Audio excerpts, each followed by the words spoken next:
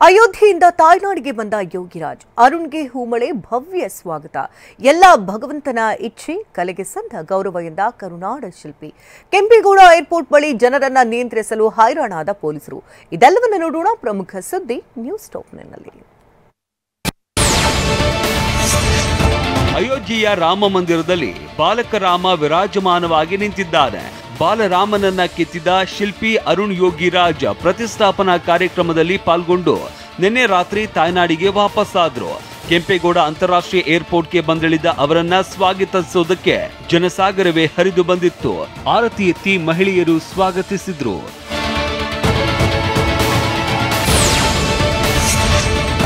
ಅರುಣ್ ಯೋಗಿರಾಜ್ರನ್ನ ನೋಡ್ತಾ ಇದ್ದಂತೆ ಏರ್ಪೋರ್ಟ್ನಲ್ಲಿ ನೆರೆದಿದ್ದವರಲ್ಲಿ ಶ್ರೀರಾಮನನ್ನೇ ಕಣ್ತುಂಬಿಕೊಂಡಂತಹ ಭಾವ ಮನೆ ಮಾಡಿತ್ತು.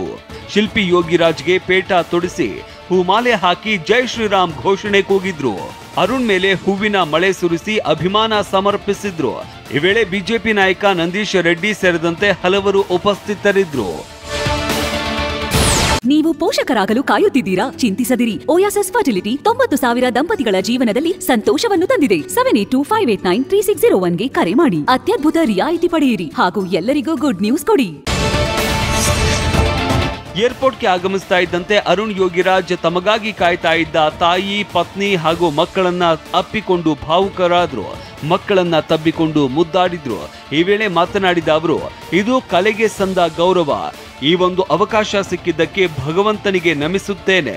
7 ತಿಂಗಳಿನಿಂದ ನಾನು ಮೂರ್ತಿ ಕೆತ್ತಿದ್ದಕ್ಕೂ ನನಗೆ ಸಾರ್ಥಕ ಭಾವ ಮೂಡಿದೆ ಅಂತ ಹೇಳಿದ್ರು.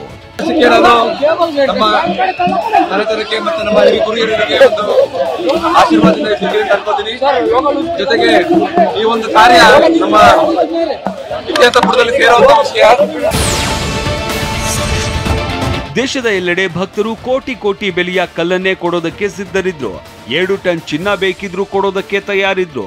ಆದ್ರೆ ಆ ಭಗವಂತ ತನಗೆ ಏನ್ ಬೇಕೋ ಅಂತ ಮೊದಲೇ ನಿರ್ಧರಿಸಿದ್ದ. ಮೈಸೂರಿನ HD ಕೋಟೆಯ ಕಾಡಂಚಿನ ಒಂದು ಸಣ್ಣ ಹಳ್ಳಿಯ ರೈತನ ಜಮೀನಿನ ಕಲ್ಲನ್ನೇ ಆಯ್ಕೆ ಮಾಡಿದ್ದ. ಇದು ತನಗೂ ತುಂಬಾ ಆಶ್ಚರ್ಯಕರ, ನಮ್ಮೆಲ್ಲರ ಪುಣ್ಯ ಅಂತ ಹೇಳಿದ್ರು. ಸಣ್ಣ ರೈತರ ಜಮೀನಲ್ಲಿ ಮೈಸೂರಿಗೆ ಕಾಡಿಗೆ ಹತ್ರವಾದ HD ಕೋಟೆಯಿಂದ ಈ ಕಲ್ಲು ಆಯ್ಕೆ ಆಗಿರೋದು ತುಂಬಾ ಆಶ್ಚರ್ಯಕರ.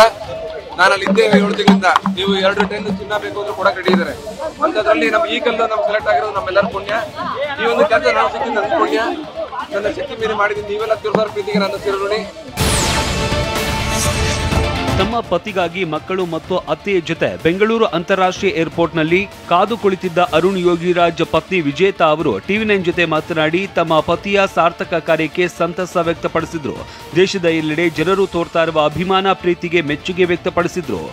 ಅಷ್ಟೊಂದು ಎಲ್ಲ ಮುಗ್ದಿ ಎಲ್ಲ ಕಂಪ್ಲೀಟ್ ಮಾಡಿ ಹ್ಯಾಂಡ್ ಓವರ್ ಮಾಡಿ ಬರ್ತಾ ಇದ್ದಾರೆ. ತುಂಬಾ ಸಂತೋಷ ಆಗ್ತಾ ಇದೆ. ಇದು ಸಂಭ್ರಮ, ನಮ್ದೊಂದು ಹಬ್ಬ ಅಂತಾನೆ ಅನಿಸ್ತಾ ಇದೆ. ಅಯೋಧ್ಯೆಯ ರಾಮ ಮಂದಿರದಲ್ಲಿ ಪ್ರತಿಷ್ಠಾಪಿಸುವ ಬಾಲರಾಮನ ವಿಗ್ರಹ ಕೆತ್ತೋದಕ್ಕೆ ಒಟ್ಟು 3 ಶಿಲ್ಪಿಗಳನ್ನ ಆಯ್ಕೆ ಮಾಡಲಾಗಿತ್ತು. ಅದರಲ್ಲಿ ಅರುಣ್ ಯೋಗಿರಾಜ್ರ ಶಿಲ್ಪ ಅಂತಿಮವಾಗಿ ಆಯ್ಕೆಯಾಗಿತ್ತು. ಗಣೇಶ್ ಎಲ್ ಭಟ್ ಅನ್ನೋರು ಕೆತ್ತಿದ ಶಿಲ್ಪ ಆಯ್ಕೆಯಾಗಿರಲಿಲ್ಲ, ಆದ್ರೆ ಮೆಚ್ಚುಗೆಗೆ ಪಾತ್ರವಾಗಿತ್ತು.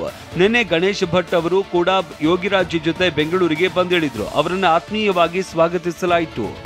7 ತಿಂಗಳುಗಳಿಂದ ತಪಸ್ಸು ಮಾಡಿ ದೇಶಕ್ಕೆ ಒಂದು ಒಳ್ಳೆಯ ಕಲಾಕೃತಿಯನ್ನು ಕೊಡುವ ದೃಷ್ಟಿಯಲ್ಲಿ ನಾವು 3 ಜನನು ಸಮರ್ಥವಾಗಿ ಶಾಶ್ವತವಾದಂಥ ಒಂದು ಕೆಲಸ ಮಾಡಿದ್ದೀವಿ ಅನ್ನುವಂಥ ವಿಶ್ವಾಸ, ಭಕ್ತಿ, ಶ್ರದ್ಧೆ ಎಲ್ಲವೂ ನಮ್ಮಲ್ಲಿದೆ.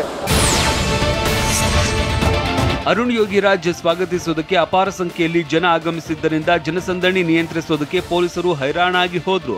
ಜನಸಂದಣಿಯಿಂದ ಅರುಣ್ ಯೋಗಿರಾಜ್ ಮತ್ತು ಕುಟುಂಬದವರನ್ನ ಏರ್ಪೋರ್ಟ್ ಆವರಣದಿಂದ ಹೊರಗೆ ಕಳಿಸೋದಕ್ಕೆ ಪೊಲೀಸರು ಏರ್ಪೋರ್ಟ್ ಭದ್ರತಾ ಸಿಬ್ಬಂದಿ ಹರಸಾಹಸ ಪಡಬೇಕಾಯಿತು.